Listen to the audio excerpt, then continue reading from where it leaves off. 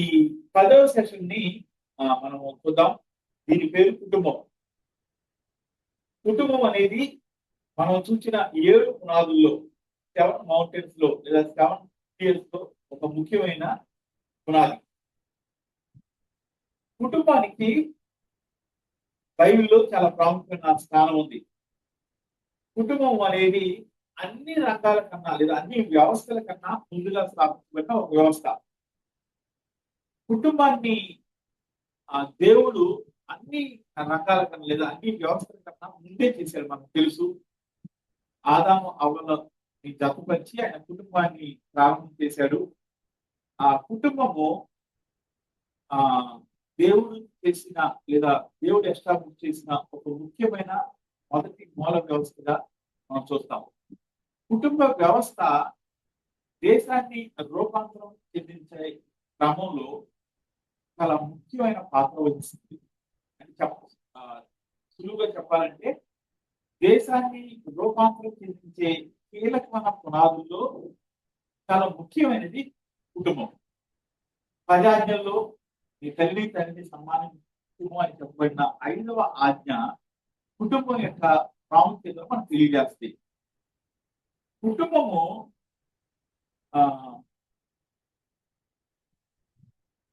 ప్రపంచాన్ని మార్చడానికి చాలా ప్రాముఖ్యమైనది అనే విషయాన్ని బైబిల్లోని ఆయా దశల్లో దేవుడు మనకి చాలా స్పష్టంగా వివరిస్తూ కొనసాగిస్తూ ఉంటాడు.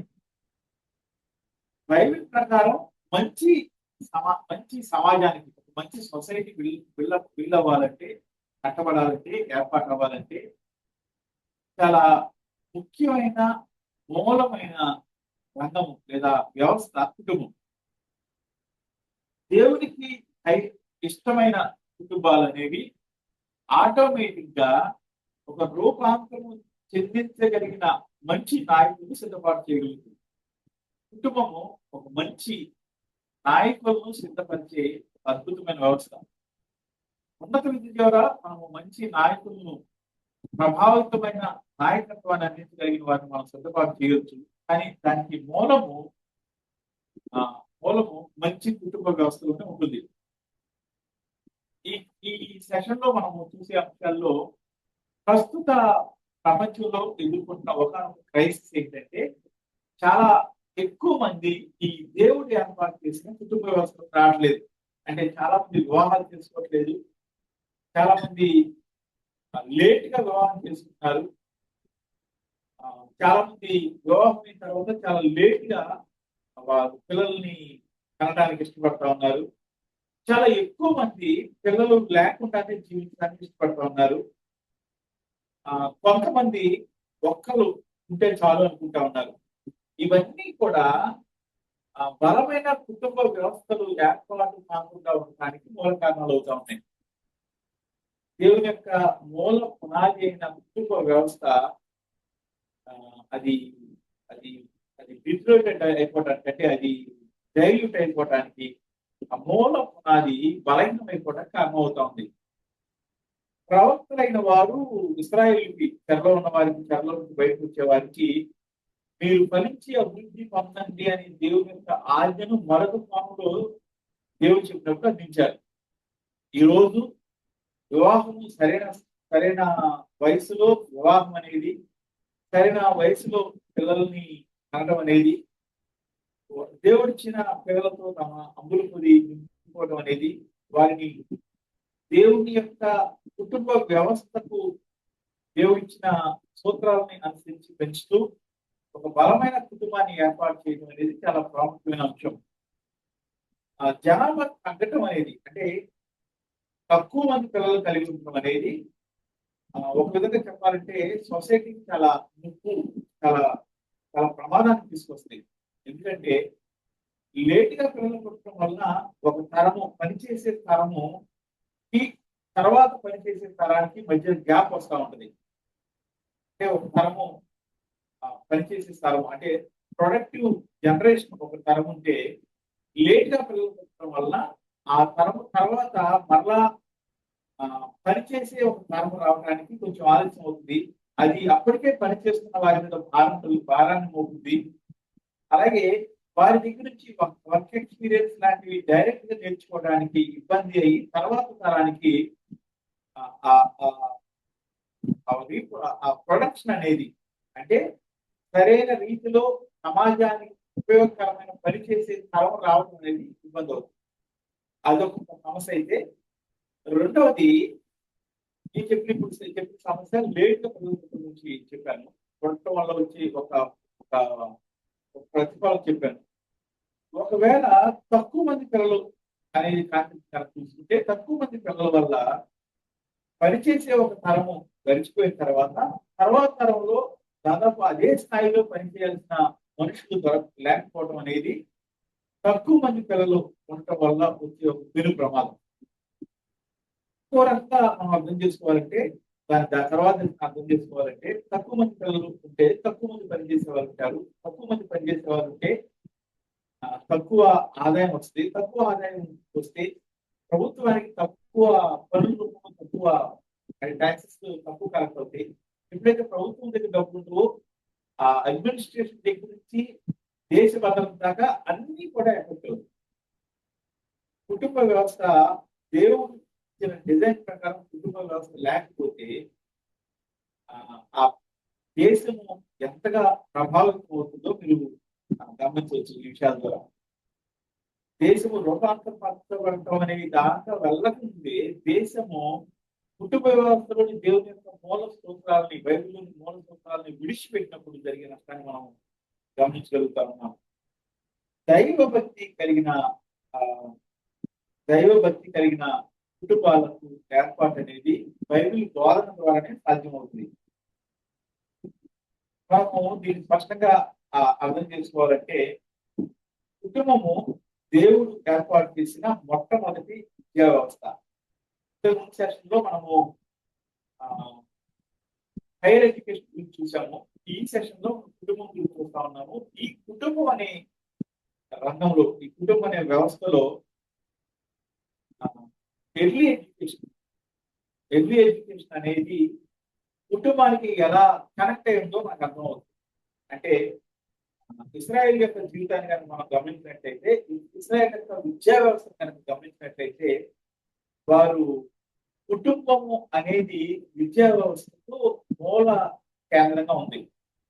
విద్యా తీసుకోవడం 6వ అధ్యాయం ఇవన్నీ మనం చదువుకుంటా ఉంటే, దేవుని యొక్క లేదా వాక్యం యొక్క మూల సూత్రాలు తర్వాత తరాలకి ఎలా అందించబడినవో అర్థమవుతుంది. వాటికి బైబిల్ యొక్క మూల సూత్రాలకి కుటుంబము ఎంత ప్రాధాన్యత నాకు అర్థమవుతుంది. బైబిల్ యొక్క మూల సూత్రాలని, బేసిక్ ఎడ్యుకేషన్ ని తమ బిడ్డలైన వారికి తల్లిదండ్రులు ఎలా అందించారో మనకి చాలా స్పష్టంగా విద్యోపదేశ కాండము 6వ అధ్యాయం చాలా స్పష్టంగా చూడగలుగుతాం. బైబిల్ ఆధారంగా విద్యను అందించడంలో కుటుంబం చాలా ప్రాముఖ్యమైన స్థానాన్ని పోషించింది. అందులో తల్లి తండ్రి యొక్క పాత్ర చాలా ప్రాముఖ్యమైనది. అలాగే ముత్తాతలైన వారు, నాన్నమ్మలు, అమ్మమ్మలు కూడా ఈ విద్యా వ్యాప్తిలో కుటుంబంలో భాగస్వాములుగా ఉంటూ బేసిక్ ఎడ్యుకేషన్ సిస్టమ్ ని, అలాగే ముఖ్యమైన మూల సూత్రాలని అందించే ఒక ముఖ్యమైన మూల స్థానంగా కుటుంబం మార్చబడింది. దీన్ని మనము విద్యోపదేశ కాండంలో చాలా స్పష్టంగా చూడగలుగుతాం. అంటే ఇల్లుని లేదా కుటుంబాన్ని ఆధారం చేసుకుని క్రైస్తవ విద్య ప్రారంభమైంది. వారు దేవుని యొక్క సూత్రాలను, మూల విషయాలను, దేవుని యొక్క ముఖ్యమైన కార్యాలను వారి కుటుంబంలోని ప్రతి ఒక్కరికి అందించడం అనేది కుటుంబం యొక్క ప్రారంభ విద్యా వ్యవస్థకు మూల కారణంగా మనం చూడగలుగుతాం. వాటిని కూర్చున్నప్పుడు, లేచినప్పుడు బోధించడం అనేది, అలాగే వాటిని రాసుకుని దాచిపెట్టడం అనేది, వాటిని రాసుకుని చదువుతూ ఉండటం అనేది, ఇవన్నీ ముందు ఉన్నత విద్యా వ్యవస్థలో మనము వాటిని రికార్డ్ చేయడం గురించి చాలా స్పష్టంగా చూసాము. ఇది కుటుంబ వ్యవస్థ విద్యను అందించడంలో చాలా ప్రభావవంతంగా పనిచేసేది. మనము దావీదు రూత్ యొక్క ఒళ్ళు పెరిగి ఉండొచ్చు అనే విషయాన్ని చాలా బైబిల్ చరిత్రకారులు అంగీకరిస్తారు. అంటే కుటుంబం అనేది కుటుంబంలో ఉన్న తల్లి, తండ్రి, తాతలు, ముత్తాతలు, నాన్నములు, వేదములు వీళ్ళందరూ కూడా క్రైస్తవ విలువలతో కూడిన బోధన అందించడానికి ఎలా ముఖ్యమైన వారుగా చిన్న విద్యాలయంగా కుటుంబ వ్యవస్థను సిద్ధపరిచారో మనము ఈ సెషన్ లో మనము చూస్తా ఉన్నాం. ఉన్న దేవుని ధర్మశాస్త్రము, కుటుంబ విలువలు, వృత్తి విద్య, జీవిత నైపుణ్యాలు, చరిత్ర, ఆరాధన ఇవన్నీ కూడా ఇంటిలోనే బోధించబడతా ఉంటాయి. అంటే ఎలా జీవించాలి, లైఫ్ స్కిల్స్ దగ్గర నుంచి, హిస్టరీ దగ్గర నుంచి, వృత్తి విద్యను అంటే ప్రతి ఒక్కరూ నేర్చుకోవాల్సిన వృత్తికి సంబంధించిన విద్యలు ఇవన్నీ కూడా ముందుగా కుటుంబం ఆధారంగానే మనకి బోధించబడతా ఉంటాయి. రోమా సామ్రాజ్యంలో ఉన్న ప్రభుత్వ కళాశాలలు లేదా ఆ కాలంలో ఉన్న వరల్డ్ ఎడ్యుకేషన్ సిస్టమ్ అనేది అన్యమత విశ్వాసాలని, విగ్రహారాధనను, అలాగే డిఫరెంట్ తర్కశాస్త్రాన్ని, ఫిలాసఫీస్ ని బోధిస్తూ ఉంటాయి, తత్వశాస్త్రాన్ని బోధిస్తూ ఉంటాయి. కానీ ఎప్పుడైతే కుటుంబంలో లేదా ఇశ్రాయేల్ యొక్క కుటుంబాల్లో నేర్చుకున్న మూల సూత్రాల మీద ఆధారపడి పిల్లలు కనబడతా ఉన్నారు, వారికి సంబంధించిన ప్రత్యేక శిక్షణ అంతా కూడా ఇంట్లో జరిగిపోయేది. ఆ తర్వాత బిబ్లికల్ వరల్డ్ బోధపడుతూ ప్రత్యేక మనుషుల దగ్గరికి, అలాంటి వారి దగ్గరికి మాత్రం వాళ్ళు పంపిస్తూ ఉండేవాళ్ళు. అది గమాలియలు కూడా, కొత్త నిబంధనలు గమాలియలు కూడా అలాంటి వారిలో ఒకడు అని మనం అర్థం చేసుకోవచ్చు. తర్వాత అనేక మంది కాదు, దాదాపుగా ప్రతి ఇస్రాయేల్ కుటుంబం ప్రతిదీ కూడా బేసిక్ ఎర్లీ చైల్డ్హుడ్ ఎడ్యుకేషన్ మొత్తం కూడా ఇంట్లోనే ఉండేలాగా జరిగిపోయింది. తర్వాత సంఘము, కుటుంబము పరస్పరం కలిసి ఒక మంచి క్రైస్తవ నాయకత్వాన్ని అందించడానికి సాధ్యం అవుతుంది. కుటుంబంలో కష్టపడుతున్న పిల్లలు బైబిల్ సూత్రాల ద్వారా బోధించబడుతూ కష్టపడినప్పుడు, తర్వాత సంఘంలో వాటి కొనసాగింపు జరిగినప్పుడు, తర్వాత వారి యొక్క ఎడ్యుకేషన్ సిస్టమ్ లో వారు బలమైన క్రైస్తవ నాయకులుగా దేశాన్ని రూపాంతరపరిచే నాయకత్వాన్ని అందించగలిగిన వారుగా వారు సిద్ధపాటు అవటానికి ఆస్కారం ఉంది. ఇది మన తెలుగులో ఒక చెప్పినట్లు నాకు గుర్తులేదు, కానీ తెలుగులో 3 పదాలు ఉంటాయి. వడి, గుడి, బడి అని నేర్పించే క్రమానికి సంబంధించినవి. అంటే తల్లిదండ్రులైన వారు తమ ఒడిలో పిల్లలను కూర్చోబెట్టుకుని వారికి విద్యను బోధించాలి బైబిల్ బేస్డ్ గా. తర్వాత గుడిలో వారి తర్వాత ఎడ్యుకేషన్ ని వారు పొందుకోగలుగుతారు. వాక్య ఆధారంగా వారు తర్వాత విషయాలు నేర్చుకోగలుగుతారు. అప్పుడు బడి అనేది పంపించాలి అనే మాట ఉంటుంది. అంటే ఒడిలో తరబీదు ఉంటుంది, తర్వాత గుడిలో చర్చ్లో తరబీదు ఉంటుంది. అప్పుడు వారు బడిలో తరబీదు చేయడానికి పంపించబడాలి, లేదా కళాశాలలో తరబీదు చేయడానికి పంపించబడాలి.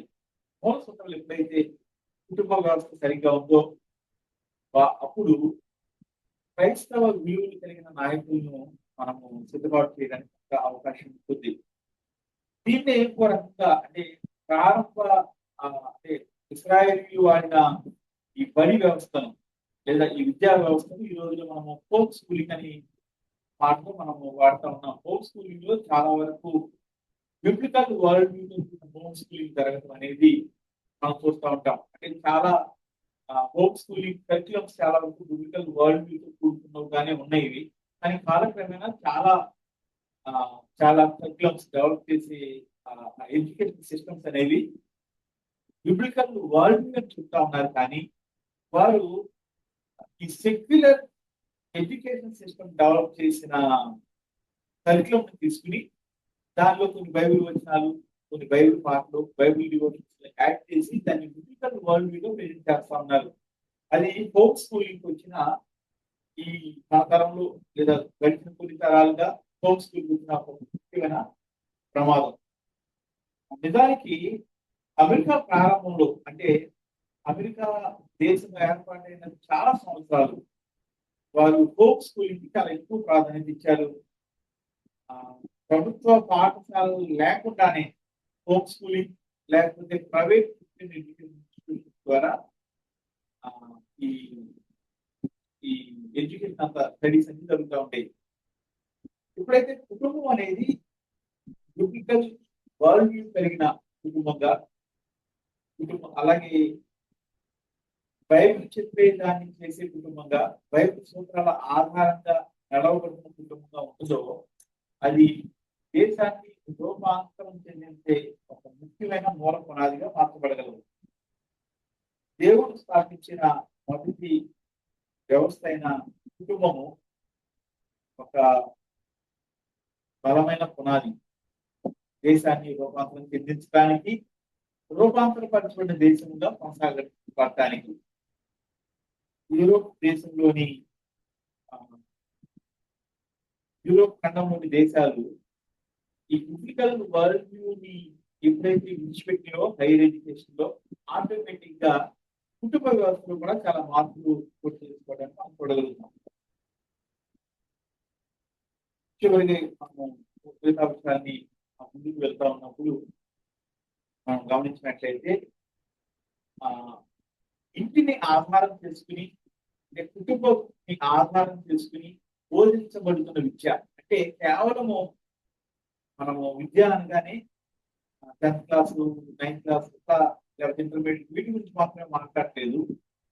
కావలసిన అన్ని విషయాలు చెప్పినట్టుగా లైఫ్ స్కిల్స్ కావచ్చు, వృత్తిపరమైన ఎడ్యుకేషన్ కావచ్చు, ఎలా జీవించాలి అనే విషయాల వాదన కావచ్చు, ఇవన్నీ కూడా కుటుంబము సరిగ్గా ఉన్నప్పుడు పిల్లలకి ఆటోమేటిక్ గా అందించబడే కొన్ని బెస్ట్ ఎడ్యుకేషన్ అది. ఇలా ప్రారంభ దశలో ఎక్కువగా కుటుంబంలో జరిగిన విద్యా వ్యవస్థ అంటే కుటుంబము విద్యా వ్యవస్థకు తద్వారా ప్రపంచ నాయకత్వానికి తద్వారా దేశం యొక్క రూపాంతరానికి మూల పునాదిగా నిలవబడింది. తర్వాత కాలంలో మనం చూస్తే మిషనరీస్ యొక్క ఇన్ఫ్లుయెన్స్ తో కూడిన విద్యా వ్యవస్థ ఏర్పడింది. వారు చాలా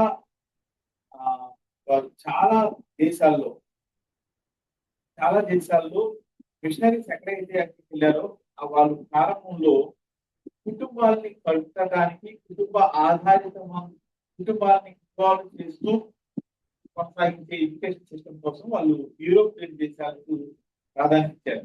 యూరోపియన్ దేశాల్లో అందరూ కూడా ఎక్కువగా కుటుంబ ఆధారిత విద్యా వ్యవస్థను డెవలప్ చేయడానికి ప్రయత్నం చేశారు.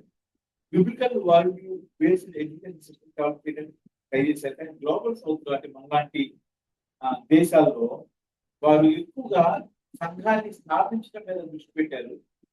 ఈ సంఘ స్థాపనలో కుటుంబం అనే బలమైన పునాది కలిగిన వ్యవస్థను ఎడ్యుకేట్ చేయడంలో వారు కొంత నిర్లక్ష్యం వహించారు అని మనము చెప్పక తప్పదు. ఎప్పుడైతే కుటుంబాన్ని విద్యా వ్యవస్థలో భాగంగా చేయలేదో లేకపోతే విద్యా వ్యవస్థ హైయర్ ఎడ్యుకేషన్ మీద వారు ఎక్కువగా కాన్సన్ట్రేట్ చేయలేదో ఈ కుటుంబాలన్నీ కూడా క్రైస్తవ కుటుంబాలన్నీ కూడా వారికి అందుబాటులో ఉన్న ఈ ప్రపంచ సంబంధిత లేదా లౌకిక ఎడ్యుకేషన్ సిస్టమ్ ని ఆధారం చేసుకుని వారి పిల్లలకి ఆ ఎడ్యుకేషన్ సిస్టమ్ లో ఇన్వాల్వ్ చేయడం ప్రారంభం చేశాయి.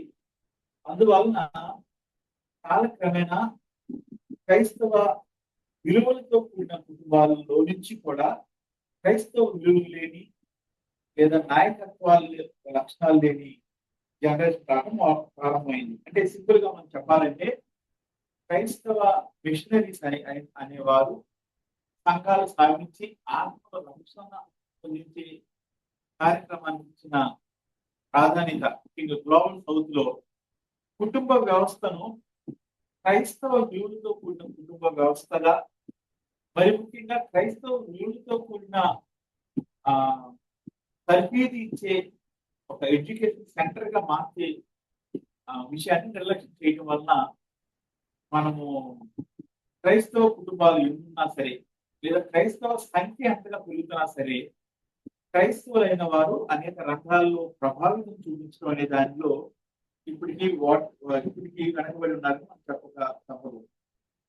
కుటుంబంలో కేవలం కుటుంబంలో మాత్రమే ప్రారంభమై కొనసాగించగలిగిన బిబ్లికల్ బేస్డ్ ఎడ్యుకేషన్ ని, బైబిల్ సూత్రాల ఆధారంగా చెప్పబడే ఆలోచన విధానాన్ని, ఎడ్యుకేషన్ విధానాన్ని, చదువుని, విద్యను మనము ఎప్పుడైతే నిర్లక్ష్యం చేస్తామో తర్వాత తరాల్లో ఆటోమేటిక్ గా బైబిల్ నాయకత్వం, బైబిల్ బేసిక్ నాయకత్వం అభివృద్ధి చెందకపోవటానికి మనము సాక్షిగా మిగిలిపోతాం. మనము సింపుల్ గా చెప్పుకోవాలంటే మన పిల్లలు అంటే క్రైస్తవ కుటుంబాలు, చాలా మంది క్రైస్తవులు ఉన్నారు, చాలా మంది క్రైస్తవులుగా మార్చబడుతున్నారు. కానీ కుటుంబము, క్రైస్తవ కుటుంబాలు తమ పిల్లలను క్రైస్తవ విలువలతో, ముఖ్యంగా బిబ్లికల్ వరల్డ్ వ్యూతో పెంచడం అనే దాన్ని అనే విషయం తెలియని క్రైస్తవ కుటుంబాలుగా మన కుటుంబాలు మిగిలిపోతాము. అందువలన ఈ కుటుంబ వ్యవస్థ అనే పునాది త్వరలోనే బలహీనమైపోతాం. ఎప్పుడైతే క్రైస్తవ విలువలతో కూడిన బోధన అంటే ఫ్యామిలీ ప్రేయర్ లాంటిది కావచ్చు, ఫ్యామిలీ ప్రేయర్ లో వాక్యాన్ని చదువుతూ వాక్యములో దేవుడు ఏమి బోధిస్తా ఉన్నాడో, ఏ సూత్రాల ఆధారంగా మనల్ని కట్టాలనుకుంటున్నాడో అనే విషయాన్ని ప్రభావితం చేయగలిగితే అది ఖచ్చితంగా కుటుంబం మరలా తిరిగి ఒక కీలకమైన పునాదిగా, దేశాన్ని రూపాంతరం చెందించే గొప్ప కార్యక్రమంలో మరలా ఒక పునాదిగా మార్చబడగలదు. దాన్ని ఈ కోర్స్ ద్వారా మనం కొంచెం ఎక్కువగా దాన్ని కాన్సన్ట్రేట్ చేయడానికి ప్రయత్నం చేస్తా ఉన్నాం. మీరు గమనిస్తా ఉన్నారు, నమ్ముతా ఉన్నాను. క్రైస్తవుల సంఖ్యాపరంగా ఎక్కువ ఉన్నప్పటికీ సమాజము, దేశం యొక్క రూపాంతరంలో వారి ప్రభావం చాలా పరిమితంగా ఉండగలుగుతా ఉంది, చాలా పరిమితంగా మిగిలిపోతాం. చాలా మంది తమ పిల్లలను ఒక క్రైస్తవ విలువలతో కూడిన పిల్లలుగా ఎదిగించడం అనేది తమ బాధ్యత కాదు, కేవలం సంఘం బాధ్యత అని అనుకుంటా ఉన్నారు. కారణం ఏంటంటే వారికి మొదటి 5 గ్రంథాల్లో, ద్వితీయోపదేశకాండము 6వ అధ్యాయం లాంటి చోట్ల ఏదైతే బాధ్యత దేవుని చేత ఇవ్వబడిందో అది దాని గురించిన అవగాహన లేని క్రైస్తవ కుటుంబాలుగా మన కుటుంబాలు ఉండిపోవటమే. తల్లిదండ్రులు పిల్లలకు దేవుని వాక్యాన్ని, నీతిని, సేవాభావాన్ని, బాధ్యతను, నాయకత్వ లక్షణాన్ని బోధించాలి.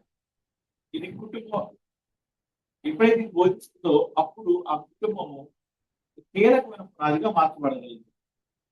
అలాగే ఉన్నత విద్యకు వచ్చేటప్పటికి క్రైస్తవ విలువలతో కూడిన, ముఖ్యంగా క్రిస్టియన్ బిబ్లికల్ వరల్డ్ వ్యూ అంటే వాక్యాధారమైన ఆలోచన దృక్పథము కలిగిన, మనం ఇంతకుముందు 8వ దీని గురించి ఎక్కువ దానం చేశాం, అధ్యయనం చేశాం. అలాంటి బిబ్లికల్ వరల్డ్ వ్యూ కలిగిన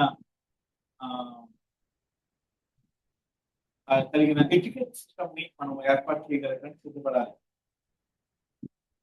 అప్పుడు మాత్రమే మనము ఉన్నత విద్య దేశాన్ని రూపాంతరం చెందించడానికి ఒక మూలమైన పునాదిగా మరలా మనం చూడగలుగుతాము. అలాగే కుటుంబం అనేది కూడా ఒక ప్రత్యేకమైన పునాదిగా మార్చబడగలదు. చివరిగా ముగించేటప్పుడు ఇందాక మాట్లాడిన ఈ కుటుంబం అనే సెషన్లో మాట్లాడిన అంతకంటే సారాంశాన్ని మనం చూస్తే క్రైస్తవ కుటుంబాలు, ఎన్నో కుటుంబాలు కనబడుతున్నాయి, కానీ క్రైస్తవ కుటుంబాల నుంచి బయటకు వస్తున్న వారు క్రైస్తవ విలువలు లేని వారిగా చూస్తా ఉన్నాం. కారణం ఏంటంటే వాళ్ళు తెచ్చి రావచ్చు, ప్రార్థన చేసుకోవచ్చు, లేదా చర్చ కార్యక్రమాల్లో ఇన్వాల్వ్ అవ్వచ్చేమో, కానీ వారికి క్రైస్తవ విలువలతో కూడిన బోధన అనేది కుటుంబము అందించలేకపోతా ఉంది, లేదా కుటుంబంలో ఆ విలువలు వాళ్ళు చూడలేకపోతా ఉన్నారు. ఇదే కొనసాగితే కాలక్రమేణా, ఇప్పటికే చాలా విషయాలు మనం చూస్తూ ఉన్నాము, కాలక్రమేణా ఇంకే అయిపోవచ్చు. అంటే క్రైస్తవ కుటుంబాల నుంచి వచ్చిన వారు క్రైస్తవ విలువలు లేని వారిగాను, క్రైస్తవ విలువలు చూపిస్తూ తామున్న రంగాన్ని తద్వారా సమాజాన్ని చివరికి దేశాన్ని రూపాంతరం చెందించగలిసిన బాధ్యత ఉన్న ఈ ఈ తరం వారు లేదా క్రైస్తవ కుటుంబంలో నుంచి వచ్చిన బిడ్డలు వారు ఉండలేకపోవడం వల్ల రూపాంతరం చెందించడం అనే దేవుని యొక్క ముఖ్య ఉద్దేశము అది జరగకుండా ఉండడానికి బలహీనమైపోయిన కుటుంబ వ్యవస్థ కారణమవుతాం. ఈ కుటుంబము కట్టబడాలి, కుటుంబం కట్టబడాలి. కుటుంబంలో కుటుంబాలు మొక్కలైపోయి విడాకులు వంటి వాటిని అవి జరగకుండా ఉండటానికి బైబిల్ కుటుంబం గురించి ఏం బోధిస్తుందో, కుటుంబం ఎలా కట్టబడాలని బోధిస్తుందో, కుటుంబం యొక్క ప్రాధాన్యత ఏంటో మనం తర్వాత తరాలకి ప్రస్తుత తరాలకి ఖచ్చితంగా చెప్పాల్సిన అవసరం ఉంది. కుటుంబము దేవుని రాజ్యానికి పునాది. దేవుడు దేశాన్ని మార్చడానికి కుటుంబాన్ని ఏర్పాటు చేశాడు. కుటుంబం యొక్క పిలుపు. విశ్వాసం తరతరాలుగా అందించబడుతున్నప్పుడు ఆటోమేటిక్ గా బలమైన కుటుంబాలు ఏర్పడతాయి. బలమైన కుటుంబాలు బలమైన సంఘాలకు పునాది అవుతాయి. బలమైన సంఘాలు బలమైన దేశాలు రూపాంతరం చెందించబడిన దేశాలకు కారణమవుతాయి. ఎప్పుడైతే మంచి క్రైస్తవ కుటుంబము ఏర్పడుతుందో అలాంటి కొన్ని కుటుంబాలు మంచి మంచి సంఘానికి పునాది అవుతాయి.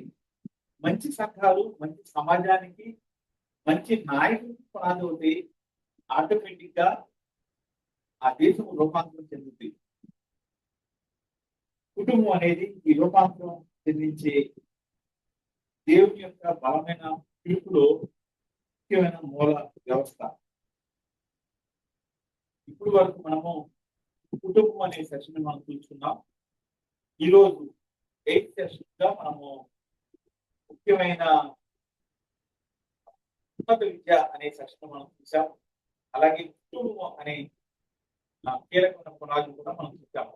దేశము రూపాంతరపరచడానికి కీలకమైన పునాది అయిన కుటుంబం అనే మూల పునాదిని ఈరోజు మనము అధ్యయనం చేయడం జరిగింది. తర్వాత ప్రశ్నలోకి వెళ్ళే దీన్ని మనము స్పష్టంగా అధ్యయనం చేయాలని కోరుకుంటాను. అందరికీ వందనాలు.